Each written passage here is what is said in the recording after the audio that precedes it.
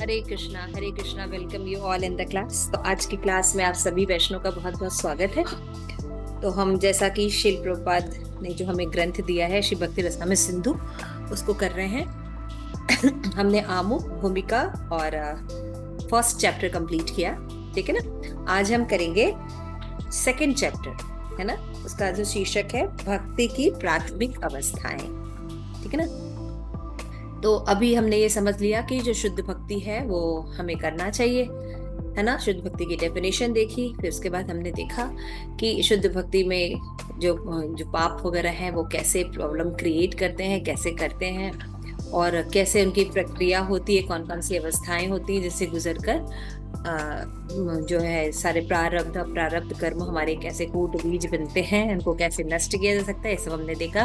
और हमने ये देखा कि भक्ति जो है सभी चीजों में, चाहे वो दान हो, तपस्या हो, और या कर्मकांड हो, या योग हो, उसमें सबसे जो सर्वश्रेष्ठ साधन है जो कि हमारे पापों को इवन बीज भी नष्ट कर देती है ना। यानी पाप की वासना को भी नष्ट कर देती है, ये केवल भक्ति करती है। बाकी में चीजों का जो है वो लाभ प्राप्त तो होता है, लेकिन उनमें बीज बना रहता है, वासना बनी रहती है ना। जैसे कि मान लीजिए हम कोई तीर्थ स्थल में जाना चाहिए, हाँ ठीक है, हम तीर्थ स्थल में जाते हैं, वहाँ पे स्नान दर्शन है, वहाँ का फायदा मिलता है। लेकिन मान लीजिए अगर हमें बीड़ी पीने की आदत है तो हम स्नान करके आते हैं, बहुत अच्छे से करते हैं, दर्शन किया, उसके बाद क्या करते हैं, चाय के ठेले पे जाते हैं और फिर हम अपना सिगरेट वापस पी लेने लगते हैं। तो मतलब जो पाप की जो प्रवृत्ति है वो नहीं नष्ट होती है। तो बीज रहने से क्या होता है, वापस हम पाप करने लगते हैं। इस तरीके से जीव जो है सदैव भव बंधन में फंसा रहता है और यहाँ से कभी निकल नहीं पाता है। लेकिन भक्ति, उत्तम भक्ति करने से, शुद्ध भक्ति करने से, जैसा कि रूप गोस्वामी बताते हैं, अन्य अभिलाषिता शून्य, है ना, वो भक्ति करने से पाप की वासना भी समाप्त हो जाती है और जीव जो है वो भगवान की जो प्रेमा भक्ति है वो प्राप्त करता है। तो ये सब हमने देखा। तो अभी हम देखेंगे कि जो भक्ति है वो क्या है, कैसे है, कितने प्रकार की होती है ना। तो ये सब भी भक्ति के बारे में भी और डिटेल हम जानेंगे। तो हम प्रार्थना कर लेते हैं। नमो विष्णु पादाय कृष्ण प्रेष्ठाय भूतले श्रीमते भक्ति वेदांत स्वामी निति नामिने नमस्ते सारस्वती देवी गौरवाणी प्रचारिणे निर्विशेष शून्यवादी पाश्चात्य देशितारिणे।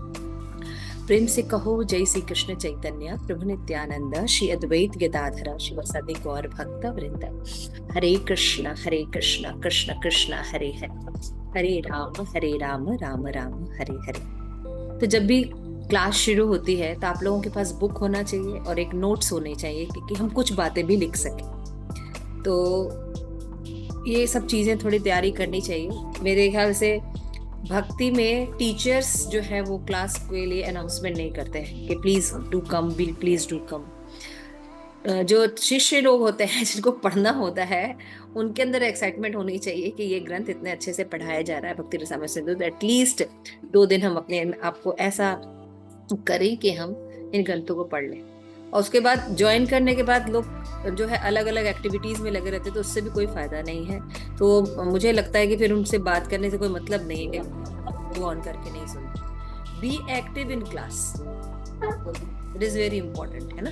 इट इज वेरी, हमको एक्टिव रहना चाहिए, अपने काम ऐसे कंप्लीट करने चाहिए। और ये इतने पढ़ने पर तो इतना तो अकल आनी चाहिए कि क्या चीज इंपॉर्टेंट है, व्हाट इज इम्पोर्टेंट, है ना। इस तरह से आप लोग ढालिए तो ज्यादा अच्छा लगेगा मुझे। अपनी क्लासेस जो है वीडियो ऑन करके ज्वाइन करना चाहिए। सो ये है भक्ति रसामृत सिंधु का ग्रंथ और आज हम पढ़ेंगे चैप्टर 2।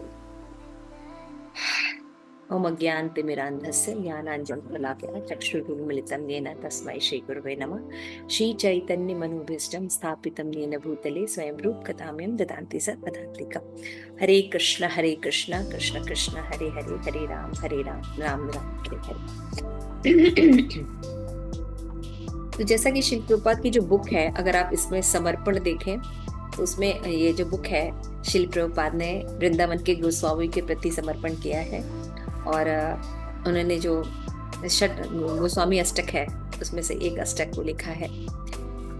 नाना शास्त्र विचारणैक निपुणो सधर्म संस्थापको लोकानां हितकारिणो त्रिभुवने मान्यो शरणया करो राधा कृष्ण पदारविंद भजना नंदेन मतालिको वंदे रूप सनातनो रघुयुगो श्री जीव गोपाल को। तो ये बुक जो है उन्होंने समर्पण किया है श्री प्रभुपाद ने श्री सनातन गोस्वामी, रूप गोस्वामी, रघुनाथ भट्ट गोस्वामी, रघुनाथ दास गोस्वामी, जीव गोस्वामी तथा श्री गोपाल भट्ट गोस्वामी। इन 6 गोस्वामियों को सादर नमस्कार करता हूँ, जो समस्त मानव समाज के लाभार्थ सनातन धर्म की स्थापना करने के उद्देश्य से समस्त शास्त्रों का आलोचनात्मक अध्ययन करने में परम निपुण है। कैसा अध्ययन करते हैं ये? आलोचनात्मक अध्ययन कर सकते हैं, है ना। इस तरह वे तीनों लोकों में समादरित हैं और शरण लेने के योग्य है ना, क्योंकि वे गोपी भाव में निमग्न रहकर राधा कृष्ण के दिव्य प्रेमा भक्ति में लगे रहते हैं और निपुण हैं हर शास्त्र में।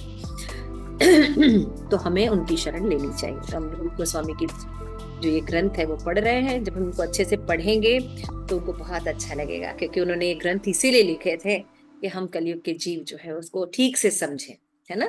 जब हम ठीक से शास्त्र के हिसाब से हम अपने ज्ञान को रखते हैं तो हमारी सारी अज्ञानता निकल जाएगी। आप देख सकते हैं ना कि भक्ति को साइंटिफिकली कितना अच्छे से प्रेजेंट किया। केवल सेंटिमेंट के रूप में भक्ति नहीं है, भक्ति को साइंटिफिकली एक्सप्लेनेशन भी होनी चाहिए, ज्ञान होना चाहिए कि कौन सी भक्ति जो है वो पाखंड है और कौन सी भक्ति जो है शुद्ध भक्ति है, किसके पालन से क्या लाभ मिलेगा ये भी पता होना चाहिए। जनरली लोग अभी आज जो लेसन सेकंड लेसन पढ़ेंगे जिसमें शिल प्रभुपाद देखिए भक्ति को और अच्छे से डिफाइन करेंगे, क्या होती है भक्ति, कैसे होती है। जबकि मायावादी क्या सोचते हैं, मायावादी सोचते हैं कोई भी पंथ अपना लो, कोई दिक्कत नहीं है, सबका डेस्टिनेशन एक ही है ना। लेकिन ऐसा नहीं है। यदि आप वैधि भक्ति करते हैं तो अलग रिजल्ट मिलता है, रागानुगा भक्ति करते हैं अलग रिजल्ट मिलता है ना। आप भाव भक्ति से भक्ति करते हैं उसका अलग रिजल्ट होता है ना। और प्रेमा भक्ति का अलग रिजल्ट होता है। तो इस तरह से मिश्रित भक्ति का अलग रिजल्ट होता है ना। निर्विशेषवादी भक्ति का अलग रिजल्ट होता है, मायावादी भक्ति करने से अलग रिजल्ट मिलता है। तो सबका रिजल्ट सेम नहीं होता है ना समाज में। जबकि बिल्कुल सिंपल सी धारणा है कि कुछ भी कर लो सबका एक ही डेस्टिनेशन है, नहीं, एक ही डेस्टिनेशन नहीं है। इसीलिए भक्ति में भी भक्तों की भी कैटेगरी श्रद्धा के अनुसार हो जाती है ना। तो इस तरह से ये सब डेफिनेशन बहुत क्लियर होने चाहिए अपने जीवन में भी, कि अगर हम ऐसे ही ढीली ढाली भक्ति करेंगे, ऐसे ही हाँ चलता है बस कर लिया, नहीं, ठीक से पहले श्रवण करें, सिद्धांत समझें, फिर उनको बार बार पढ़ें, मनन करें उस पर। फिर उनको देखना चाहिए कि हम कैसे इन सिद्धांतों में अपने जीवन में थोड़ा थोड़ा करके सुधार कर सकते हैं, ठीक है ना। जैसे अज्ञानता हमने पढ़ा पिछले चैप्टर में कि अज्ञानता के कारण पाप होता है ना। और पाप के कारण क्या होता है, हमारे जीवन में क्लेश बने रहते हैं। यदि क्लेश रहेंगे तो हम भक्ति नहीं कर सकते। समझ रहे, सीक्वेंस समझ रहे। तो ज्ञान कैसे, हमें ज्ञान लेना चाहिए ताकि हमारी अज्ञानता दूर हो, है ना। और शुद्ध भक्ति करने से क्या होता है, हमने देखा कि केवल पाप ही नष्ट नहीं होते हैं, बल्कि पाप का बीज यानी जो वासनाएं हैं हमारे अंदर वो भी समाप्त हो जाती और हमें कृष्ण प्रेम जो है वो प्राप्त होता है, जो कलेश को नाश कर देती है। और भी बहुत लक्षण हमने पढ़े। तो आइए हम शुरू करते हैं भक्ति की प्राथमिक अवस्थाएं। तो यस, कौन कौन रीडिंग करेंगे एक बार रेज हैंड कर दें तो सीक्वेंस में हम कर पाएंगे। ओके, पद्मा माता जी रीड कर सकते हैं, राजेश्वरी माता जी रीड कर सकते हैं, और प्रेम मंदिर का बस इंग्लिश है। ये तुम और यमुना ऐसे मत बोला करो ना, यू हैव टू स्क्रीन, आपके पास स्क्रीन होना चाहिए हिंदी की। एक ही गलतियां बस इंग्लिश बुक लेके बैठ गए हैं, तो थोड़ी होता है। मैं ले आती हूँ नीचे से। बिल्कुल लेके आना चाहिए। अब आज रहने दीजिए, आप रीडिंग रहने दीजिए, अगली बार से रीडिंग क्या कीजिए। देखिए क्या होगा, अगर आप इसकी रीडिंग करेंगे तो हम भक्ति रस, क्योंकि 2-2 3-3 बुक एक साथ समझना थोड़ा मुश्किल होता है हमें, तो अगर कोई इसकी रीडिंग कर देता है शिल प्रभुपाद की बुक्स को, तो हम आराम से उसमें देख सकते हैं, है ना। इसलिए बहुत इंपॉर्टेंट है तो रीडिंग। यमुना, आपकी पीडीएफ का क्या हुआ? आपके पास भी तो है ना? माता जी उस मेरे को बाद में लगा कि उसकी हिंदी और आपकी हिंदी में थोड़ा फर्क है, उसमें शब्द कैसे लग रहे होंगे। अच्छा, ठीक है। वेदाबेस से ले सकते हैं, जो श्री प्रभुपाद की वेदाबेस अगर हिंदी वाली है तो से मिल सकता है। प्रभुपाद हिंदी नहीं तो एक बुक खरीद सकते हैं, इतने तो अमीर है ही, इतना पैसा तो होता ही हमारे पास कि एक हिंदी बुक खरीद सकते हैं। कि ये कहाँ लिखा है कि इंग्लिश बुक है तो हिंदी बुक ना खरीदें। When you are studying in Hindi तो बुक होनी चाहिए ना। टीचर के साथ जब पढ़ते हैं कि एक बुक पढ़ी भी रहेगी तो दिक्कत क्या है ना? कोई दिक्कत है? तो ये सब एक्साइटमेंट होती है, ये सब देख के क्या होता है, जो शिक्षक होते हैं जो पढ़ाते हैं तो उनको थोड़ा सा उत्साह मिलता है कि चलो कुछ तो ये लोग के अंदर है ना। तो ये सब चीजें होनी चाहिए। तो आप लोग के पास अगली बार से, ठीक है? ठीक है, पढ़ना शुरू करते हैं। तो राजेश्वरी पहले पढ़ेंगे, फिर पद्मा माता जी पढ़ेंगे, फिर उसके बाद गोलोक कृष्ण। पहले वीडियो तो ऑन करो, फिर पढ़ लेना बाद में। चलो मैं भी पढ़ लूंगी, मेरे पास है बुक है। चलो ठीक, मतलब खोल ली मैंने, नेट पे आ गई। तो ये शेयर कर दीजिएगा यमुना से, कहाँ है आपके पास? हाँ माता जी प्लीज शेयर। चलिए, तो ठीक है, तो फिर इसके बाद प्रेम मंजरी पढ़ लेंगे। तो फटाफट हम शुरू करते हैं अध्याय 2, भक्ति की प्राथमिक अवस्थाएं। तो आइए देखते हैं कि श्री प्रभुपाद हमें कैसे रूप गोस्वामी की शिक्षाओं को बता रहे हैं। आइए शुरू करते हैं। यस, रीडिंग करिए। श्री रूप गोस्वामी ने भक्ति रसामृत सिंधु में भक्ति की 3 कोटियां बतलाई हैं: साधन भक्ति, भाव भक्ति तथा प्रेम भक्ति। इन कोटियों के अनेक उपशीर्षक हैं। सामान्यतः यह समझा जाता है कि साधन भक्ति में 2 भिन्न भिन्न गुण होते हैं, भाव भक्ति में 4 और प्रेम भक्ति में 6। इन गुणों की विवेचना श्री रूप गोस्वामी द्वारा बाद में की जाएगी। इस प्रसंग में श्री रूप गोस्वामी का सुझाव है कि भक्ति या कृष्ण भावनामृत के पात्र को उसकी विशेष रुचि के अनुसार वर्गीकृत किया जा सकता है। वे कहते हैं कि भक्ति मनुष्य के पूर्व जन्म से चली आ रही सतत प्रक्रिया है। जब तक भक्ति से मनुष्य का कोई विगत संबंध नहीं होता, तब तक वह भक्ति ग्रहण नहीं कर सकता।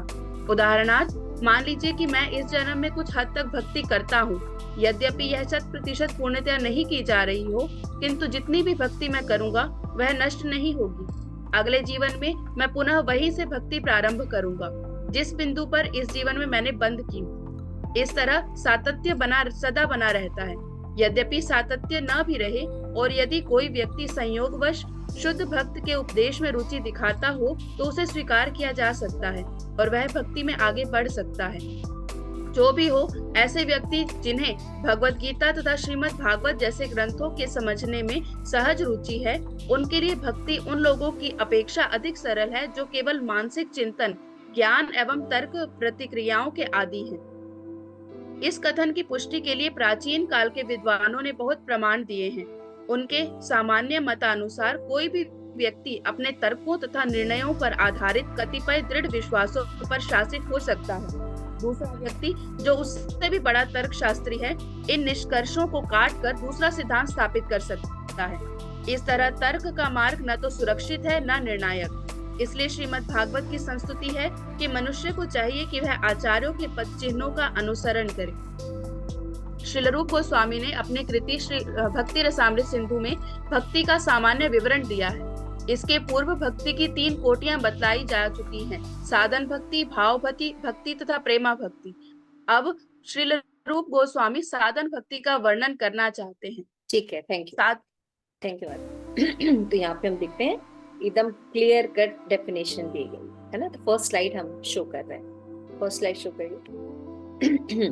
तो श्रीपाद रूप गोस्वामी ने अपने भक्ति रसामृत ग्रंथ में उत्तम भक्ति को डिफाइन किया और उन्होंने बताया कि उत्तम भक्ति की 3 श्रेणियां होती हैं। रूप गोस्वामी ने सबसे पहले ये समझाया। तो उत्तम भक्ति की 3 श्रेणियां कौन कौन सी होती हैं? आप वहां पे भी देख सकते हैं, स्लाइड में भी। साधना भक्ति, भाव भक्ति और प्रेमा भक्ति, ठीक है ना। फिर ये जो 3 जो कैटेगरी होते हैं, इनके अंदर सब डिविजन्स भी होते हैं, ठीक है ना। जैसे साधना भक्ति के 2 भाग होते हैं, है ना। और भाव भक्ति के भी 4 भाग होते हैं और प्रेमा भक्ति के 6 भाग होते हैं। तो काफी लंबा डिटेल है, उतना तो नहीं जाएंगे। तो सबसे पहले सामान्य भक्ति या साधना भक्ति की बात करते हैं, फिर उसके बाद भाव भक्ति और प्रेमा भक्ति, क्योंकि ये सब गूढ़ विषय है। जैसे ऐसे तो पहले सामान्य भक्ति को साइंटिफिकली अच्छे से समझ लेना चाहिए, फिर उसके बाद जो है भाव भक्ति को जाना चाहिए। तो जो साधना भक्ति होती है इसके 2 भाग होते हैं, वैदिक भक्ति और रागानुगा भक्ति, है ना। तो वैदिक भक्ति क्या होती है और रागानुगा भक्ति क्या होती है, ये दोनों को समझना। और साथ में ये भी समझना होता है कि जब हम साधन भक्ति करते हैं, तो यदि हम केवल वैदिक भक्ति को पालन करते हैं तो भगवान के प्रति जो प्रेमा भक्ति है वो प्राप्त करना थोड़ा मुश्किल है। इसीलिए हमारे आचार्यों ने वैदिक भक्ति को रागा उन्मुख किया है, समझ में। हमें विधि विधान, पहले तो हम कुछ नहीं करते, कोई नियंत्रण नहीं है इंद्रियों पर, कहीं पर भी कोई चीज का नियंत्रण नहीं है, तो एटलीस्ट पहले हम नियम को फॉलो करें, वैदिक भक्ति करें। उसके बाद ये वैदिक भक्ति करने से भगवान में खुद पर राग उत्पन्न हो जाता है, तो हमें गुरु के शासन या शास्त्र के शासन की आवश्यकता नहीं पड़ती है। यानी अनिच्छा पूर्वक हम कार्य नहीं करते हैं, बल्कि स्वतः ही हम भक्ति करने लगते हैं, राग उत्पन्न हो जाता है, प्रेम उत्पन्न हो जाता है थोड़ा सा, है ना। तो हम स्वतः ही ये कार्य करने लगते हैं। तो साधना भक्ति में ये दोनों का हमारे गौड़िया संप्रदाय में मिश्रण बताया गया। क्लियर होगा। हम केवल वैदिक भक्ति प्योर नहीं करते, हम वैदिक भक्ति रागानुमुख करते हैं, ठीक है ना। क्लियर है ये बात जानना बहुत जरूरी है, क्योंकि जनरली लोग फिर कहते हैं अरे हमने तो वैदिक भक्ति पढ़ी थी। तो बहुत से संप्रदाय में वैदिक भक्ति का पालन होता है, लेकिन वो प्योर वैदिक भक्ति होती है, उसमें विधि विधानों का बहुत ज्यादा जो होता है वो पालन किया जाता है ना। लेकिन चैतन्य महाप्रभु ने जो चैतन्य रूप गोस्वामी को शिक्षा दी, उसमें ये बताया था कि विधि विधानों का उतना पालन होना चाहिए जिससे कि भाव या राग उत्पन्न हो सके। बात समझ में आ गई, ठीक है। तो यहाँ पे सबसे पहले हम देखते हैं कि इस प्रसंग में श्री रूप गोस्वामी का सुझाव है कि भक्ति या कृष्ण भावना मृत के पात्र की विशेष रुचि के अनुसार इसका वर्गीकरण किया गया है। जैसी जिसकी श्रद्धा होती है, जितना बढ़ते हैं धीरे धीरे भक्ति में, उसके हिसाब से इसका वर्णन है। तो साधना भक्ति जो होती है सामान्य भक्ति होती है, कनिष्क अधिकारी होता है व्यक्ति, है ना। भाव भक्ति होता है, जैसे आपने पढ़ा था, श्रद्धा, साधु संग, भजन क्रिया, अनर्थ निवृत्ति, निष्ठा, रुचि, आसक्ति, भाव और प्रेम। ये स्तर से डेवलपमेंट होता है श्रद्धा, ठीक है ना। तो जो जिस पर होता है उस स्तर पर फिर उसका जो श्रद्धा होती है वो बहुत गाढ़ और दृढ़ होती है ना, और शुद्ध होती है, ऐसे होता है। तो साधन स्तर पर 2 भाग है, वैदिक भक्ति और रागानुगा भक्ति। तो उत्तमा भक्ति के हमने नेक्स्ट स्लाइड दिखाई। हाँ, तो अभी पिछले जो क्लास थी उसमें हमने देखा था ना कि शुद्ध भक्ति के लक्षण पढ़े थे, 6 लक्षण पढ़े थे हमने। क्लेशग्नि, शुभता, मोक्ष, लुप्ता, कृता, सुदुर्लभा, साद्रानंद, विशेष आत्मा, श्री कृष्ण, आकर्षणी जैसा। तो उसमें कैसे ये जो तीनों स्तर हैं वो आगे बढ़ते हैं, है ना। तो जब हम साधना भक्ति के स्तर पर रहते हैं तो जीवन में क्लेशग्नि और शुभता हमारे जीवन में आने लगते हैं, है ना। तो शुभ कौन कौन से थे? 3 प्रकार के शुभ थे, याद है किसी को? पिछले स्लाइड में किसी को याद है? शुभदा भक्ति हमने पढ़ी, तो शुभदा भक्ति में कौन से 3 प्रकार के शुभ थे? एक तो अच्छे गुण आते हैं, देवी गुण आते हैं, आकर्षित करते हैं, दूसरा और एक और था मुझे याद नहीं, सबका कल्याण, सबका कल्याण, है ना। ये शुभ, ठीक है। थोड़ा सा लर्न करने की कोशिश करेंगे। सद्गुणों का विकास लिखा है माता जी।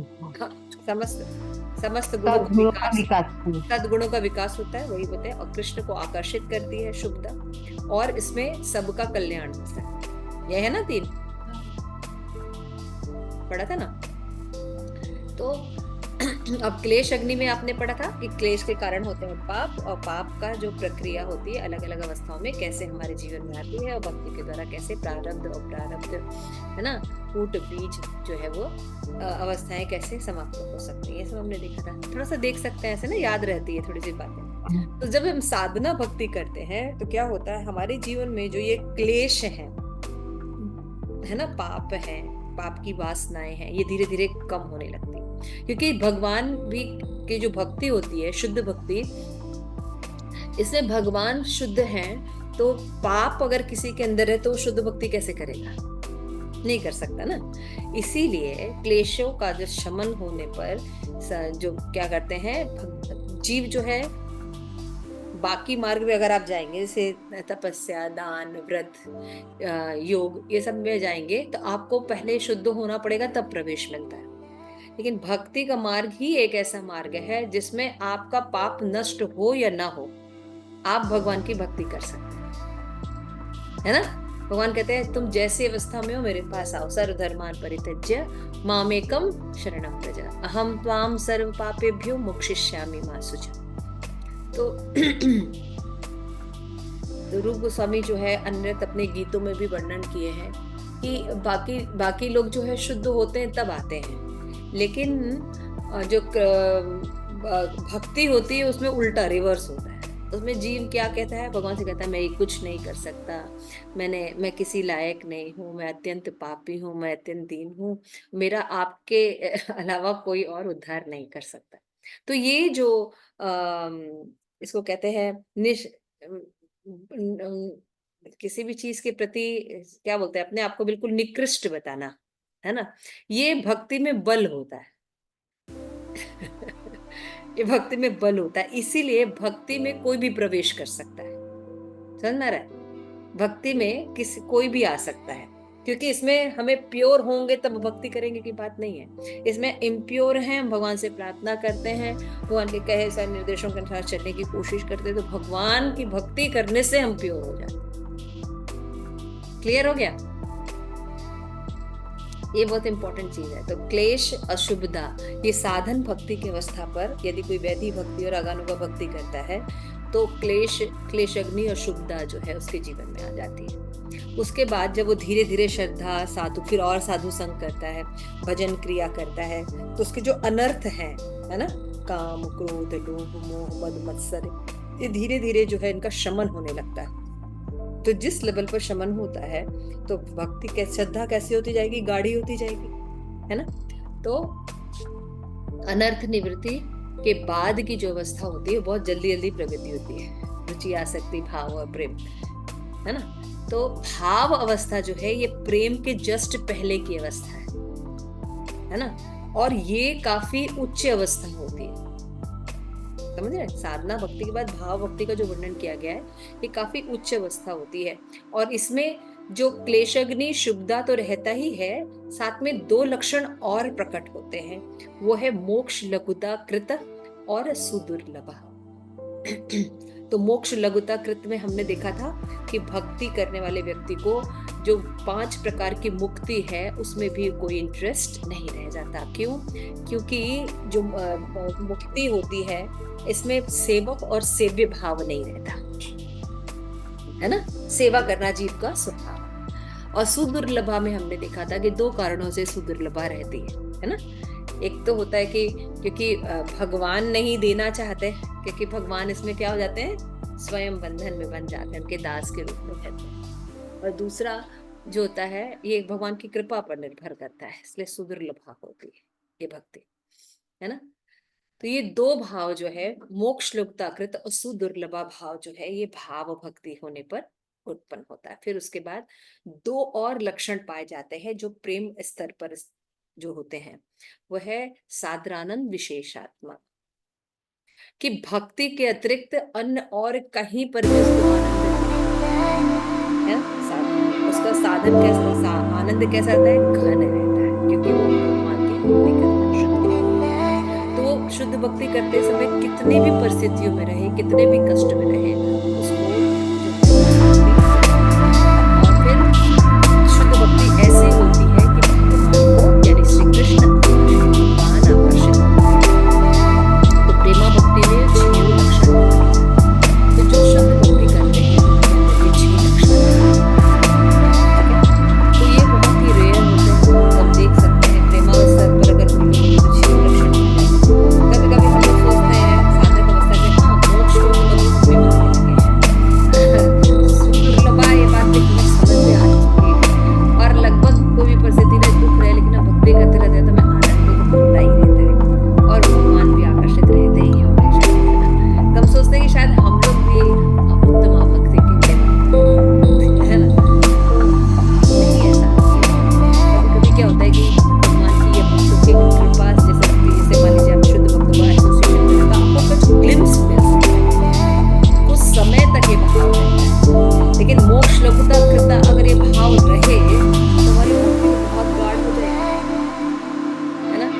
मोक्ष लब्धा कृता जो है बहुत बड़ी व्याख्या है, ना तो क्लास में बताना जो है उतना असंभव है। इसको आप धीरे धीरे जब पढ़ेंगे तो समझेंगे। तो मतलब हर चीज को लघु करना कितना मुश्किल है, लेकिन आदत करनी है, इतने जन्म के संस्कार हैं। तो हम क्या करते हैं, भक्ति को जीवन का अंग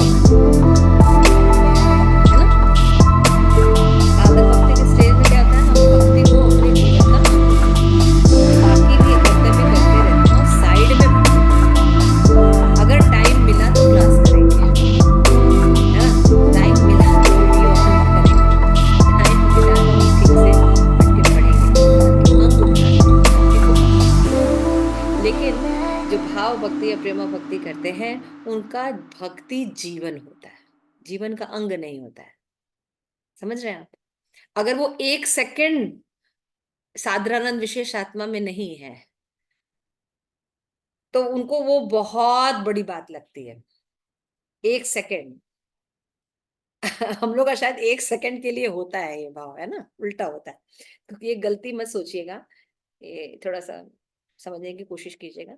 तो इस तरह से चीजें होती हैं। Yes, next slide. ये इंग्लिश में है, इसमें देखिए लिखा है, each of these 3 stages of the pure devotional service is characterized by the particular type of happiness, है ना। क्या हैप्पीनेस देते हैं स्टेज ऑफ डिवोशनल सर्विस? साधन भक्ति के स्टेज पर हम शुभदा टाइप ऑफ हैप्पीनेस हमें क्या मिलती है? शुभदा, superior to sense gratification and liberation जो है हमें प्राप्त कर सकेंगे। कि धीरे धीरे क्या होती है, इंद्रिय तृप्ति की इच्छा इस अवस्था पर नहीं रहेगी और हम मुक्त हो जाएंगे। समझ में आ रहा है।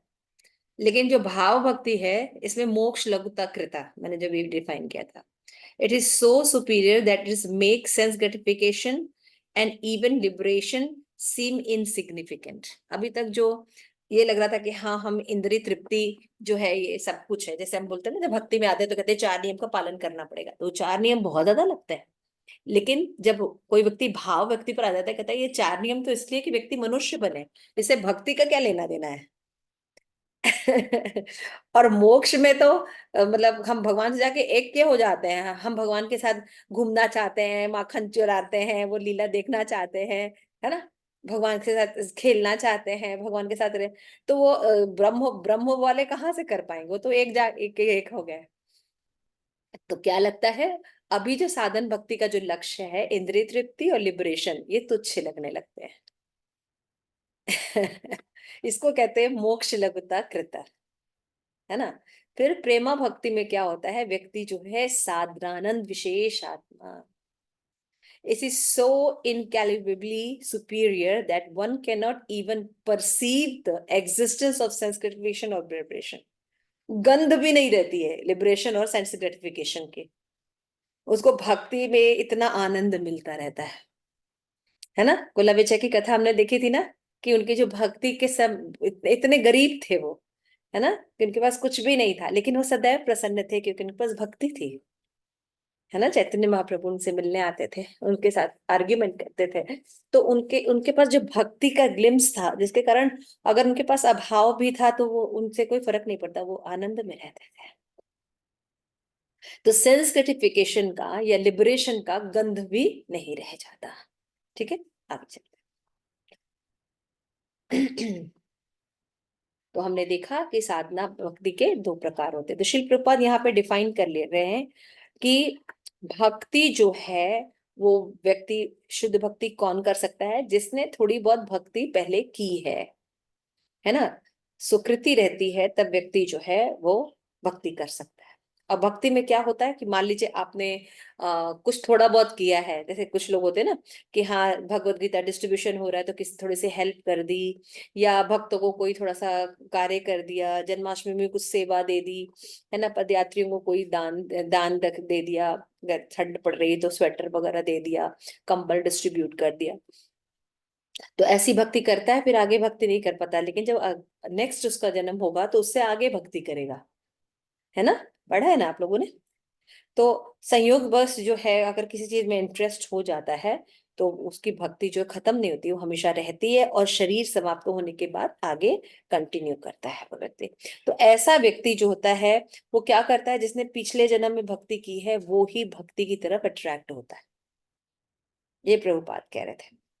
तो प्रभुपाद कहते हैं कि भक्ति को तर्क के द्वारा एस्टैब्लिश नहीं किया जा सकता, जो तर्क वितर्क करते, क्योंकि तर्क वितर्क में क्या होता है कि मान लीजिए कोई व्यक्ति बहुत प्रभावशाली है, बहुत अच्छा बोलता है, तो वो क्या करेगा, एक सिद्धांत को प्रतिपादित करेगा। अब मान लीजिए उसके एरा के बाद कोई दूसरा व्यक्ति आता है, तो वो उससे ज्यादा अगर है तो उसका खंडन करके अपना मत लगा देगा। तो भक्ति अपने अपने मत से नहीं चलती है, भक्ति भगवान के मत से चलती है। भगवान जो सिद्धांत देखे जाते हैं शास्त्रों में, उनके हिसाब से ही करनी होती है, उनके पद चिन्हों पर चलना चाहिए। प्रभुपाद ये सब, तो पूर्ववर्ती आचार्यों के पद चिन्हों पर चलना। तो अभी हम देखेंगे कि वैदिक भक्ति जो होती है विधि के अनुसार भक्ति होती है ना। तो वैदिक भक्ति में दो चीज होती है, गुरु के आदेश या प्रामाणिक शास्त्रों के अनुसार भक्ति होती है, यानी शास्त्र गुरु शासन पर भक्ति होती है है ना। और इसमें व्यक्ति जो है इनकार नहीं कर सकता, you have to do it, है ना। जैसे बोला था भाई अब आपको भगवत गीता डिस्ट्रीब्यूट करनी है, तो क्या होता है, group leader, group servant leader जो होता है वो क्या करता है, भाई आज के दिन जाना है, तो ये थोड़ी कि सर्दी है हम नहीं आएंगे, ऐसा नहीं चलता, करना ही है ना। हमें 16 माला चैंटिंग करना ही है ना, हमें 4 नियम का पालन करना ही है। तो ये सब क्या है, वैदिक भक्ति में नियम होते हैं। प्रातःकाल मंगला आरती जाना, है ना, कतिपय भौतिक पदार्थों से दूर रहना, गुरु को नमस्कार करना, ऐसे अनेक विधि विधान शिल प्रभुपाद ने लिखे।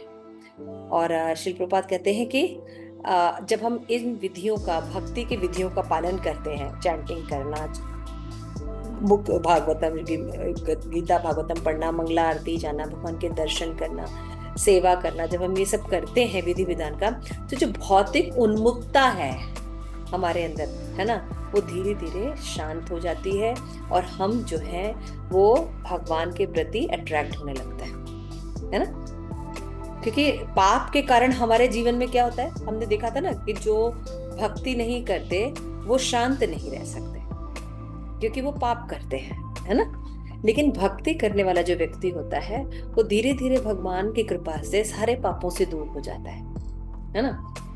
तो क्या हो जाता है, उसके जीवन में शांति आ जाती है, वो आराम से बैठ सकता है। 2 घंटे उसको बैठा लीजिए, भक्त बैठ जाएगा, है ना। किसी को 10 मिनट बैठने के लिए तो ऐसे ऐसे इधर उधर थोड़ा सा चल लेगा, उठ जाएगा, है ना, कुछ पैर वैर ऐसे ऐसे करने लगेगा, नहीं बैठ सकते। आप देखिए क्या अनुभव है आप लोगों का। राजेश्वरी,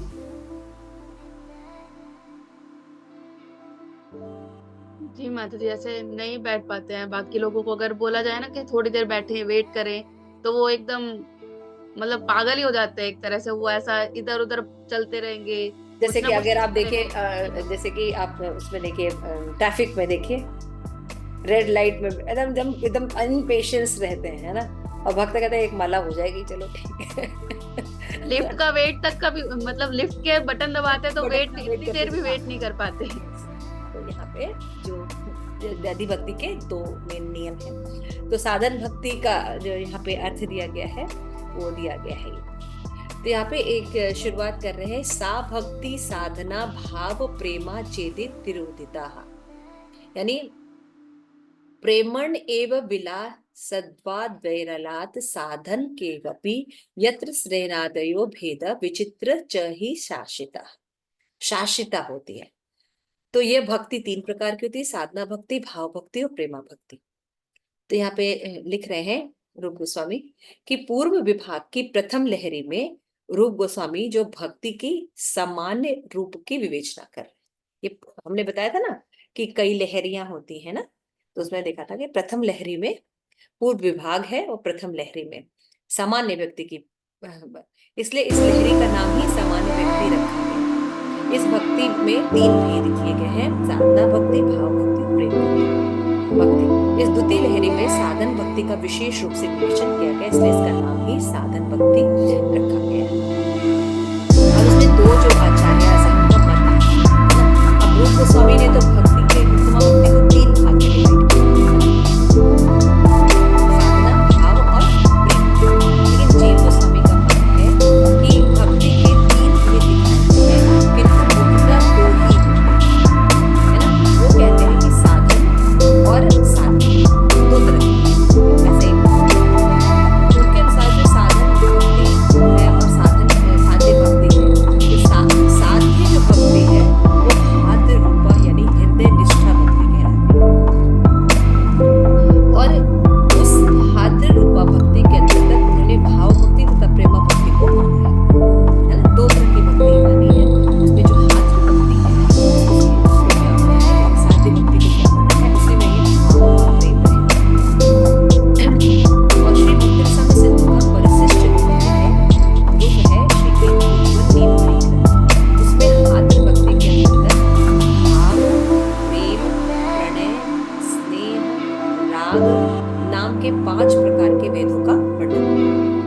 यानी प्रेम भी आगे कैसे चलता है। प्रेम, हम सोचते हैं प्रेम लास्ट अवस्था है, नहीं नहीं, भौतिक जगत में कोई कोई शायद प्रेम को भाव तक ही जा सकता है, प्रेम तो भौतिक जगत में नहीं पाया जाता, लेकिन फिर भी कहते हैं कि प्रेम अवस्था तक तो फिर भी कोई नहीं, हम सोचते हैं कि प्रेम की लास्ट स्टेज है, लेकिन नहीं, प्रेम में भी स्टेप्स होते हैं, है ना।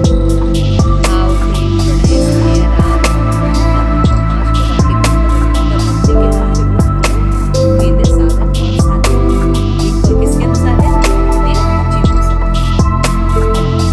लेकिन विश्वनाथ चक्रवर्ती ठाकुर है, तो भक्ति साधन और साध्य के रूप में वे दो प्रकार की होती है, यहाँ उसको तीन प्रकार मानते हैं। यहाँ भाव भक्ति को पृथक रूप से गिना जाता है, क्योंकि भाव भक्ति साध्य भक्ति के अंतर्मुख नहीं मानी जा सकती। तो साधकों के लक्षण निरूपण करते हुए कहा गया है कि जात रथी तथा सम्यक रूप से अप्राप्त निर्विघ्न एवं कृष्ण साक्षात्कार के योग भक्त साधक है। यहाँ जात रति का मतलब होता है जिसमें कृष्ण के प्रति रति अर्थात भाव उदित हुआ है या भाव भक्ति युक्त है। साथ ही ऐसे भाव युक्त साधकों के विषय में कहा गया है जो संयम रूप से अप्राप्त निर्विघ्न होते हैं। उसमें प्रबलतम किसी न किसी महद अपराध का कुछ अंश बाकी रहता है, वे सम्यक प्रकार से विघ्न रहित या अपराध रहित नहीं होते, है ना। तो विश्वनाथ चक्रवर्ती ठाकुर जो है उन्होंने तीन प्रकार से ही रखा है, लेकिन भाव भक्ति को उन्होंने सेपरेट किया क्योंकि बहुत ही उच्च अवस्था है। और फिर इसने कहा है कि एक में होता है कि अपराध रहते हैं, अंश रहता है, वे सम्यक प्रकार से विघ्न रहित अपराध रहित नहीं होते, अतः अपराध रूप विघ्न के शेष रहते हुए साध्य भक्ति का उदय नहीं हो सकता, है ना। तो भाव भक्ति में भी एक उस आगे चल के क्या स्टेज, प्रेमा भक्ति में क्या होता है, गंध भी नहीं रहता है पाप का, अपराध का, है ना। तो भाव भक्ति साधना भक्ति के उपयुक्त भी नहीं है, क्योंकि साधन भक्ति को भक्ति रसामृत सिंधु में साध्य भाव कहा गया है। इसलिए साधना भक्ति की जो डेफिनेशन क्या दी गई है, कृति साध्या भवे साध्य भावा स साधना विधा नित्य सिद्धस्य भावस्य प्राकट्यम हृदि साध्यता। ये है साधन भक्ति की डेफिनेशन, है ना। कि इसमें क्या करते हैं कि अपनी इंद्रियों को किसी विशेष प्रकार के कार्यों में लगाना है, भक्ति में लगाना। शिल प्रपाद इसमें रूप गोस्वामी भी जो है भक्ति साधना भक्ति की डेफिनेशन देते हैं, है ना। तो इसका मतलब क्या हुआ, जो मैंने श्लोका पढ़ा उसका मतलब है कि भक्ति की विवेचना करते हैं जो भक्ति इंद्रियों की प्रेरणा या व्यापार से साधित होता है, जिसके द्वारा भाव भक्ति की सिद्धि प्राप्ति होती है ना। मतलब साधना भक्ति क्या है, जो इंद्रियों के नियंत्रण से डेवलप होता है, यानी इंद्रियों को भगवान की सेवा में लगाया जाता है, और जिसका लक्ष्य होता है भाव भक्ति उत्पन्न करना। तो साधना भक्ति का जो लक्ष्य होता है वो इसीलिए होता है कि हम भाव भक्ति तक पहुंच सके और इंद्रियों का नियंत्रण करें, उसे साधन भक्ति कहते हैं। नित्य सिद्ध भाव का हृदय में प्रकट होना ही भक्ति की साध्यता है। यानी साधन भक्ति की जो बात की जा रही है, इसका लक्ष्य होता है भाव भक्ति को प्रकट करना। क्लियर हो गया। और इसमें क्या किया जाता है, इंद्रियों को नियंत्रित किया जाता है भक्ति के द्वारा। क्लियर हो गया। ये साधना भक्ति की डेफिनेशन है। इसके बाद बोलते हैं सा भक्ति सप्त स्कंदे भग्नया देव रोणिता। इसे बताया गया है तीसरा कि उस साधन भक्ति को श्रीमद् भागवतम में देव ऋषि नारद ने परिपाटी से तथा चतुरता पूर्वक प्राक्रांत से इस प्रकार कहा है कि इसलिए किसी न किसी उपाय से मन को भगवान के कृष्ण में लगाना चाहिए, है ना। तो साधना भक्ति का स्तर क्या होता है कि जीव अभी कुछ नहीं कर रहा है, भौतिक आसक्ति है, तभी एन कई प्रकार जिस भी तरह से भगवान में मन लगता हो वो सारे नियम को वो अब करे। तो यहाँ पे एग्जाम्पल दिया गया है, तस्मान केन अनुपायेन मनः कृष्ण निवेशितः, है ना। मन को क्या करना चाहिए, भगवान की भक्ति में लगाना चाहिए। ये निकेन प्रकार। फिर तस्माद् वैर अनुबंधेन निर्वैरेण भवेन वा स्नेहात् कामेन वा युञ्जात् कथाचित्र पृथकम्। कि हमें क्या करना चाहिए, इसलिए किसी न किसी उपाय से मन को कृष्ण के प्रेम में निमग्न करना चाहिए।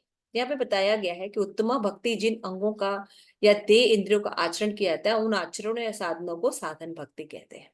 श्रवण कीर्तन स्मरण आदि उत्तमा भक्ति के साधन माने जाते हैं।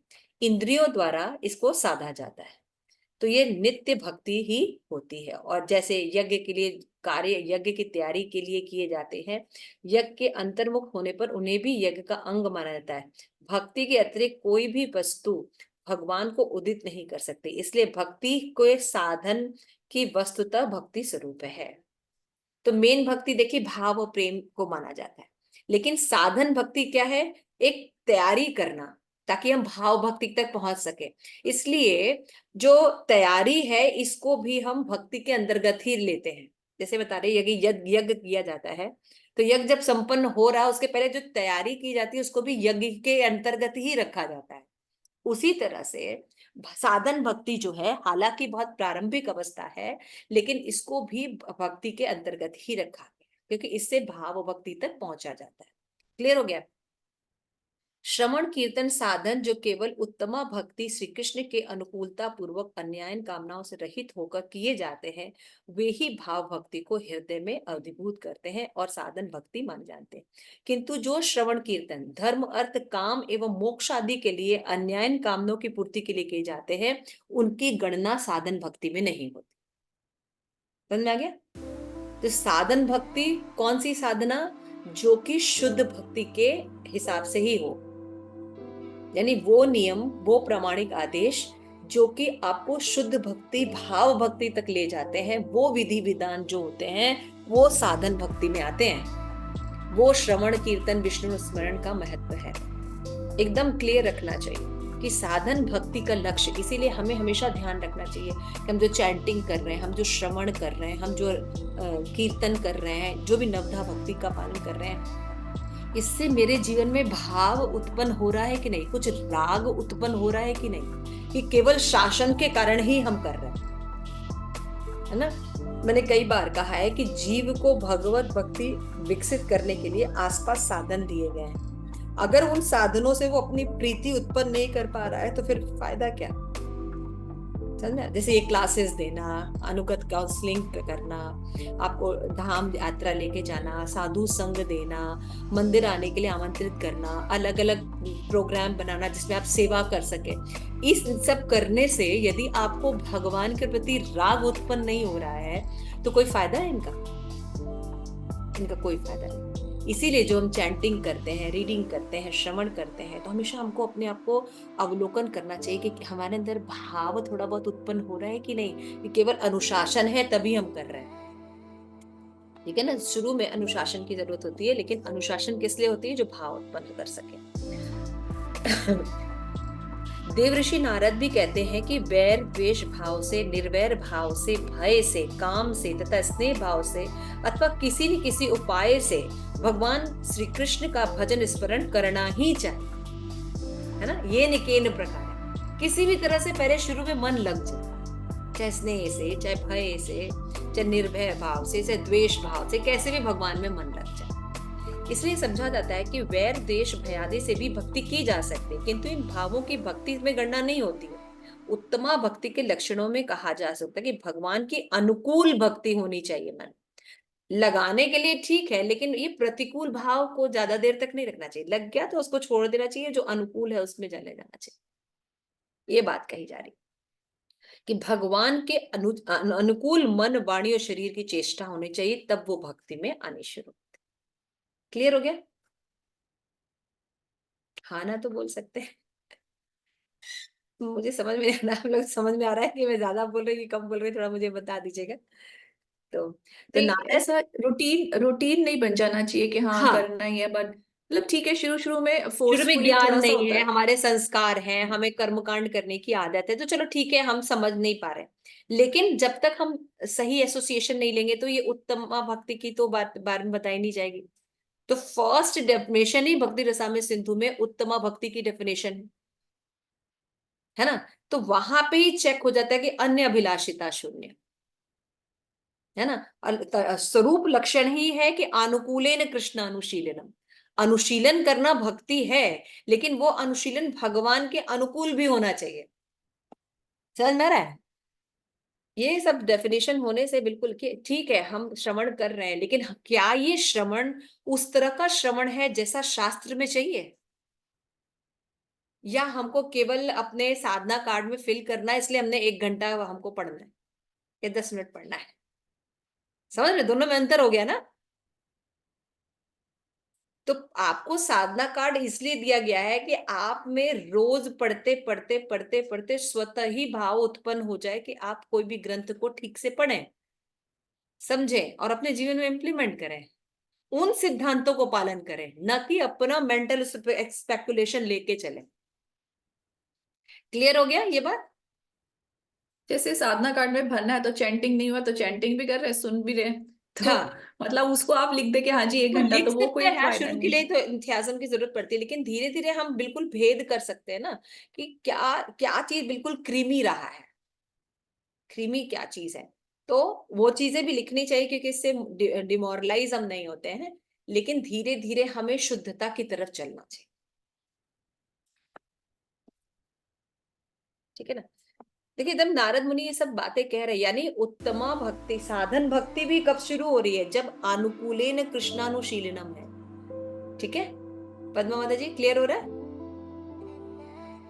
हाँ माता जी। कि भक्ति हमने शुरू की कि नहीं? अभी साधन भक्ति भी की कि नहीं शुरू? तो यहाँ पे चेंजेस आना शुरू होना चाहिए, है ना। कि अभी हमें उन साधनों विधि विधानों का, जैसे अभी वैदिक भक्ति पढ़ेंगे हम, साधन भक्ति के 2 भाग है ना, वैदिक और आगानुगा। तो वैदिक भक्ति में क्या हो रहा है भाई, नहीं कर पा रहे लेकिन गुरु ने कहा ऐसे करना है तो हमको बिल्कुल वैसे करना चाहिए। फिर धीरे धीरे धीरे धीरे जब हम वैसे करते हैं तो क्या हो जाता है हमारा, जैसे कि हमें अल्प स्वतंत्रता दी गई है प्रसाद खाने की, ठीक है ना। अब हम क्या करते हैं, बाहर से खरीदे हुए समोसे लेके आते हैं और भगवान को ऑफर करते हैं और खाते हैं। तो इस स्वतंत्रता का दुरुपयोग कर रहे हैं क्योंकि हम पूरी बात नहीं समझ रहे हैं। यहाँ पे बताया जा रहा है कि आप जो है वो प्रसाद खाएं जो कि भक्तों के हाथों से बना हो, सही कॉन्शियसनेस में बना हो, वो प्रसाद हमें खाना है। तो धीरे धीरे हमें अपने आप को लिमिटेड करना है कि पहले जो हम रेस्टोरेंट में खा रहे हैं या जबरदस्ती जरूरत नहीं है तब भी खा रहे हैं, धीरे धीरे वहां पे पहले चेक करना चाहिए और कोशिश करनी चाहिए कि हम अपने घरों में, अपने भक्तों के घरों में, मंदिरों में, यहाँ तक ही सीमित रहे। समझ में आ रहा है? धीरे धीरे कंट्रोल करना चाहिए ऐसा।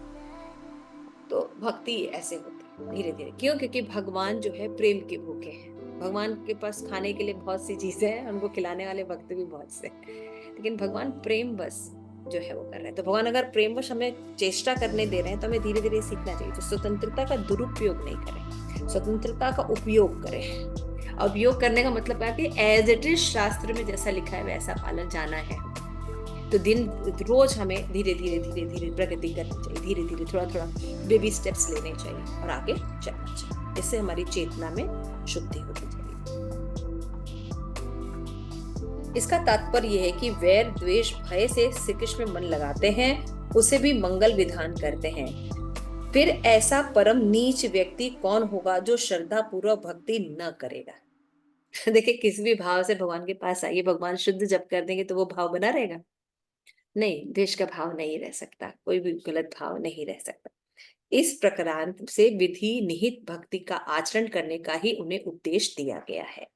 तो वैधि रागानुगा चेती सा द्विधा साधना भक्ति। तो यहाँ पे बताया गया है कि जो साधन भक्ति 2 प्रकार की थी, वैधि और रागानुगा। तो अभी हम वैधि भक्ति की डेफिनेशन देखेंगे। सॉरी, तो ये देख लिया आपने, वैदिक भक्ति का मतलब होता है गुरु के आदेश प्रमाणिक शास्त्र के अनुसार, या इसमें इनकार नहीं होता, गुरु जो कहते हैं वही करना पड़ता है। और रागानुगा भक्ति में सहज प्रेम डेवलप हो जाता है, यानी भक्ति से धीरे धीरे अटैचमेंट होने लगता है, स्वयं स्फुरिता हो जाता है, स्वतः स्फुरित होने लगती है भक्ति रागानुगा भक्ति में। तो ये डेफिनेशन यही है कि यत्र रागा न वाप्यात्य प्रवृत्ति रूपा जायते शासनेव या वैधि भक्ति उच्यते। यानी वो साधन भक्ति दो प्रकार की होती है, वैदी और रागानुगा भक्ति। वैदी भक्ति किसे कहते हैं? जिसमें शास्त्र के शासन से प्रवृत्ति होती है, स्वाभाविक राग या रुचि उसका प्रवर्तन नहीं होता। समझ में आ गया? शासन होता है, जिसमें गुरु का शासन होता है या भगवान के आदेशों का शासन होता है। तो शासन के आधार पर, शास्त्र का शासन होता है या गुरु का शासन होता है, तब वो प्रवृत्त होता है, स्वभाव की रुचि नहीं होती है। तो चैतन्य चरितामृत में भी दिया गया है, रागहीन जन भजे शास्त्रे आज्ञाया वैदी भक्ति बले तार सर्व शास्त्र गाय। है ना? रागहीन होता है और शास्त्र की आज्ञा का शासन होता है, इसको वैदी भक्ति कहते हैं। दो बातें होती हैं, ठीक है? क्लियर हो गया? अपनी एक तो इच्छा नहीं होती और दूसरा कहता है शास्त्र या गुरु का शासन होता है। तो शास्त्र में अनेक प्रकार के ऐसे वचन होते हैं जो बताए जाते हैं, जैसे वर्णाश्रम धर्म का पालन करने से स्वर्ग की प्राप्ति होती है, किंतु पुण्यों के फल भोग लेने के बाद पुनः संसार में आकर दुख भोगना पड़ता है। तो संसार के अनेक दुखों का वर्णन करने के बाद शास्त्र ये भी कहता है कि भगवान के भजन के बिना जन्म मृत्यु का छुटकारा नहीं हो सकता।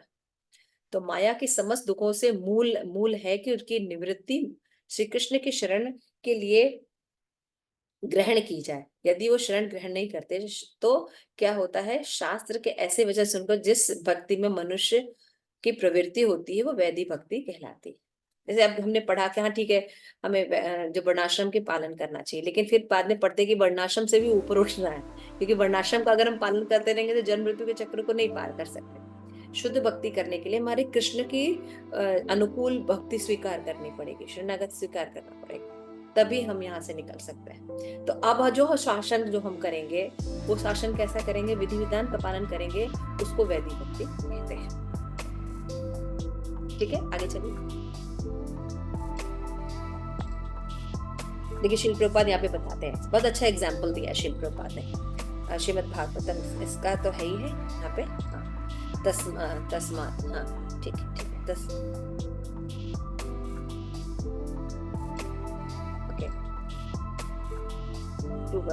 ओके ठीक है। तो यहाँ पे बताया गया है, देखिए शिल प्रभुपाद भी यही बात कह रहे हैं कि इंद्रियों को जब कृष्ण की सेवा में लगाया जाता है ना, शासन के आधार पर, तब वो साधन भक्ति होती है। तो कुछ इंद्रियां जो ज्ञान अर्जन करती हैं, सोचना, अनुभव, इच्छा करती हैं, अतः साधन भक्ति का अर्थ है मन इंद्रियों को व्यवहारिक भक्ति में लगाना। यह साधना किसी कृत्रिमता को विकसित नहीं करती। मान लीजिए आपको इंद्रिय नियंत्रण करके बताया जा रहा है कि भगवान का प्रेम इस तरह से डेवलप करना है, तो सच में वैसे ही डेवलप होता है। जैसे कोई शिशु है, उसमें जब चलने की प्रवृत्ति रहती है ना, तब उसको थोड़ा थोड़ा जो चलना सिखाया जाता है तो वो अपने आप चलने लगता है ना। ऐसा देखा है ना आपने? जैसे अगर आप कोई कास्ट है, लकड़ी है, उसमें जलने की वो क्षमता रहती है, तब उसको आग लगाया जाएगा तो फिर वो जलेगा। अगर गीली लकड़ी को करिए तो जलेगा नहीं। उसी तरह से बालक में चलने की क्षमता है, लेकिन अभी वो सुप्त अवस्था में, उसको थोड़ा सा प्रयास कराया जाए, थोड़ा सा अभ्यास कराया जाए तो फिर चलने लगता है। उसी तरह से हमारे अंदर कृष्ण भावनामृत है, हम कोई ऊपर से आरोपित नहीं कर रहे हैं, कुछ अलग से नहीं सिखा रहे हैं, ये सभी जीवों के अंदर है और इसी को प्राप्त करना है। तो क्या करना होता है? सुप्त अवस्था में होती है, लेकिन थोड़ा सा जब हम अगर विधि विधान का पालन करा दें तो ये स्वतः जागृत होने लगी। तो ऐसा साधन है ही नहीं, है ना। साधन के द्वारा कृष्ण भावनामृत नहीं उत्पन्न किया जा सकता, बल्कि साधन भक्ति में राग उत्पन्न करने पर जब अपने आप ये प्रयास होने लगते हैं, तब भगवान की भक्ति का प्रादुर्भाव होना, भाव आना शुरू होता है। तो श्रीमद् भागवतम में भी कहा गया कि बद्ध जीव की उन्मत्ता जो है वो समाप्त हो जाती है। फिर वो क्या करता है? मंगला आरती आना, है ना, जप करना, चैंटिंग करना, बुक डिस्ट्रीब्यूशन करना, प्रसाद डिस्ट्रीब्यूशन करना, है ना, अलग अलग जो सेवा है, विग्रह सेवा, ये क्या करता है? व्यक्ति अपने आप करने लगता है। फिर तस्माद्धार्थ सर्वात्मा भगवान ईश्वरो हर्ति श्रोतव्य कीर्तव्य स्मृरेत स्वेच्छाताभ्यम। या फिर जो सुखदेव गोस्वामी जो है वो परीक्षित महाराज को बताते हैं, है ना, क्योंकि परीक्षित महाराज क्या है, अब इनको पता चल गया था कि 7 दिन में उनकी मृत्यु होने वाली है। तो उन्होंने बताया कि आपको क्या करना चाहिए? श्रोतव्य कीर्तन स्मृत शिवाक्षर, आपको भगवान हरि के बारे में श्रवण और कीर्तन करना चाहिए। इससे क्या होगा? आपकी जो भय है ये जो है समाप्त हो जाएगा। है ना। तो ये उपदेश हमारे लिए भी है। तो यहाँ पे देखते हैं कि तस्मात् भारत सर्वात्मा भगवान हरीश्वर श्रोतव्य कीर्तव्य च स्मृत स्वैद। तो इसमें बता रहे हैं कि शुकदेव के सामने शासन करने वाले वचनों से इस प्रकार का कि हे परीक्षित, जो व्यक्ति अभय चाहता है उनको उनकी आत्मा सर्वशक्तिमान भगवान श्री कृष्ण का श्रवण कीर्तन स्मरण करना चाहिए। बहुत इंपॉर्टेंट श्लोक।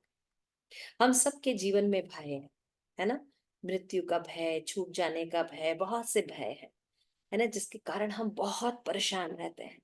और भय के कारण ही अलग अलग तरह के रोग डेवलप हो जाते हैं, मानसिक रोग डेवलप हो जाते हैं, शारीरिक रोग डेवलप हो जाते हैं, और जीव के अंदर एक निराशा, शोक, संतप्त की इस अवस्था उत्पन्न हो सकती है ना। तो ये अगर हमको नष्ट करना है, अगर हमें अपने जीवन में अभय लाके आना है, तो हमें भगवान श्री कृष्ण की शुद्ध भक्ति करनी पड़ेगी। जब हम भगवान श्री कृष्ण की शुद्ध भक्ति करते हैं, तब हम इस भौतिक जगत से, इस भौतिक शरीर की आसक्तियों से मुक्त होकर भगवान में आसक्त हो जाते हैं। क्लियर हो गया? आगे चलिए। तो पद्म पुराण में वैदिक भक्ति का ये सार दिया गया है कि अगर विधि विधान का पालन करना है तो किस लिए करना है? स्मृतव्य सतत विष्णु, है ना। ये 2 लाइन में आंसर है। हमेशा भगवान का स्मरण हो, विस्मर्तव्यो न जातु चित। भगवान कृष्ण का कभी भी जो है वो फॉरगेटिंग ना हो, विस्मरण ना हो। सर्व विधि निषेध स्तुर एतुर एव किंकरा, यही समस्त विधि विधानों का जो है लक्ष्य है, और बाकी सारे विधि विधान इसके किंकर होते हैं। कोई चीज अगर हम पालन कर रहे हैं, है ना, तो इससे हम भगवान का स्मरण हो रहा है। कोई चीज को बोला था ये मत करो, तो इसलिए कि इससे भगवान का विस्मरण ना हो जाए। ये 2 ही चीजें हैं, और बाकी कोई विधि निषेध नहीं है। भगवान कृष्ण का स्मरण सदा करना चाहिए और कभी भी उनको भूलना नहीं चाहिए। अन्याय जितने भी विधि निषेध है वे दोनों भगवत स्मरण और भगवत विस्मरण के सेवक है। ठीक है, क्लियर हो गया?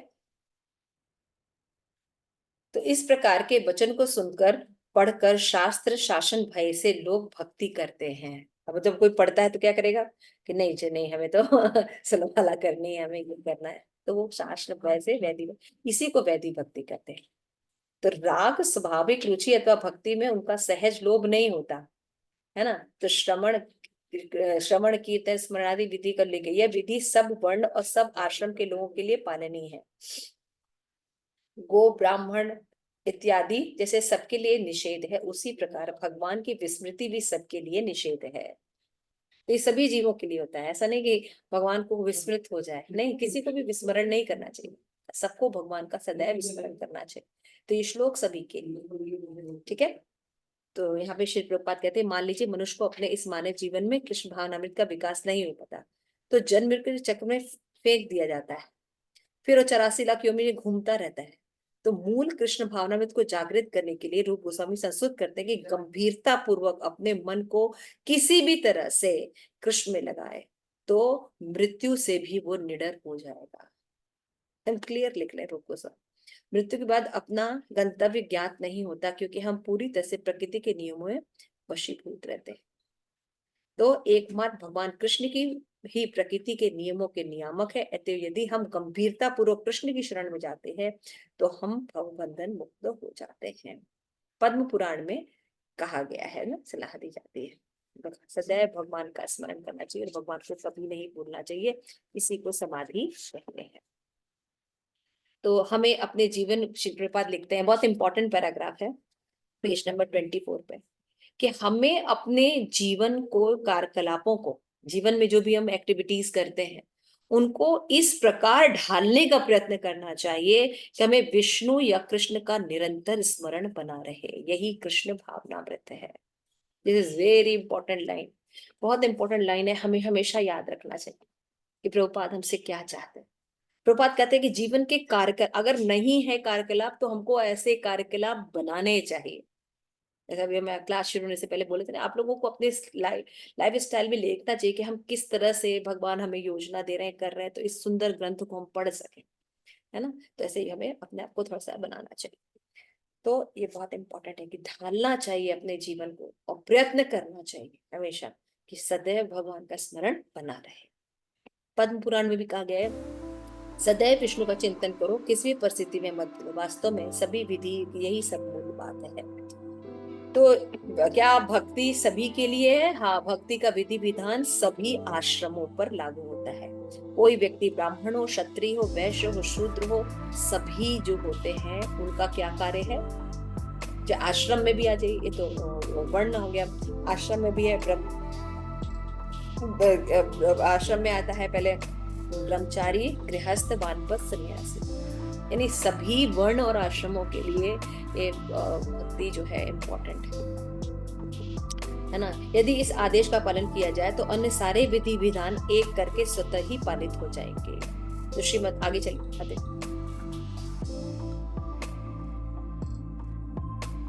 मेरे ख्याल से लास्ट स्लाइड है इसमें, विष्णु स्मृत होता है जहाँ से लास्ट। हाँ, तो यहाँ पे श्रीमद् भागवतम का जो श्लोक दिया गया है, तो वो दिया गया है कि किस तरह से शास्त्र में वर्णन है कि मुख बाहु रूपादेभ्य पुरुष श्यामेश सह चतुर्बाह जंती वर्णे गुण विपाद्र पृथक।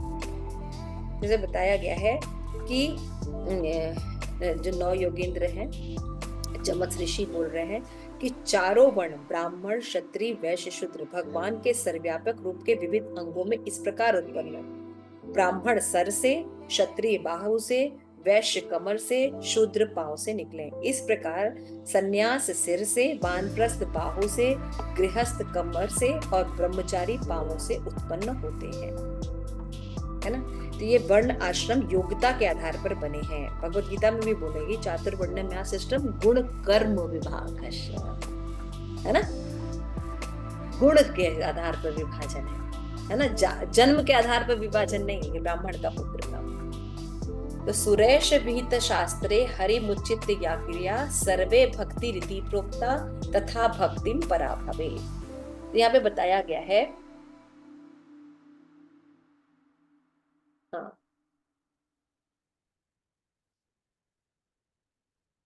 ठीक,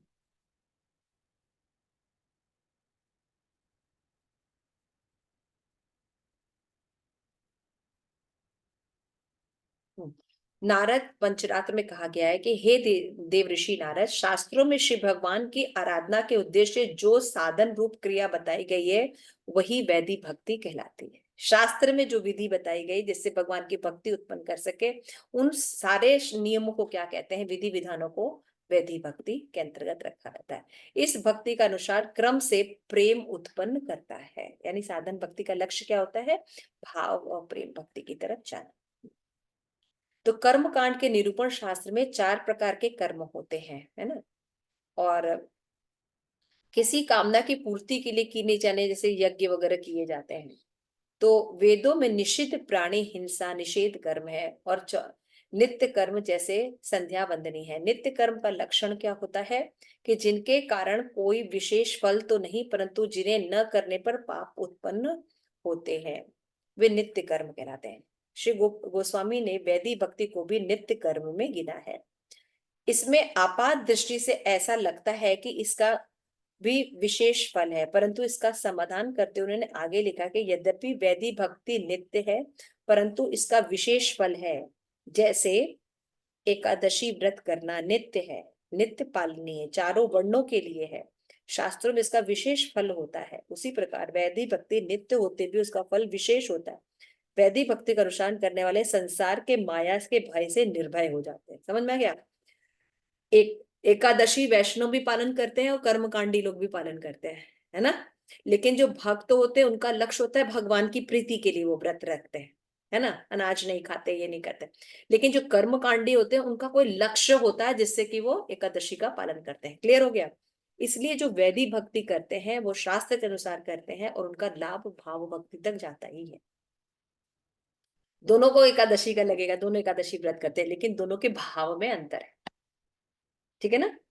कर्मकांडी के भाव में अंतर होता है। अतः भक्ति जो है भगवान की भक्ति कृष्ण की होती है तो इसमें अधः पतन नहीं होता, क्योंकि आश्रय भगवान के आश्रय किया जाता है। तो श्रीमद् भागवतम में भी क्या है कि निष्काम हो अथवा सब प्रकार की कामना से युक्त हो, मोक्ष काम उदारती, सबको तीव्रेण भक्ति भगवान कृष्ण अधोक्षज की करनी चाहिए। बताया गया ना, सबको बताया गया। इस सिद्धांत में का भी शास्त्र में है कि जो विरक्त है वह ज्ञान मार्ग के अधिकारी, उन्हें वैराग्य अनिवार्य है। ठीक है, तो इस तरह से हम देखते हैं चैतन्य चरितामृत में भी लास्ट में बताया, तस्मात् भक्ति युक्तस्य योगी मदापन न ज्ञानम न वैराग्य प्राय श्रेष्ठो भवे। हे तो जिसने भी अपना चित्त लगा दिया वो किसी भी भक्ति युक्त या योग के ज्ञान वैराग्य मंगलकारिक नहीं है, बल्कि अमंगलकारिक हो जाते हैं। वो केवल भगवत भक्ति उन्मुख हो जाते हैं।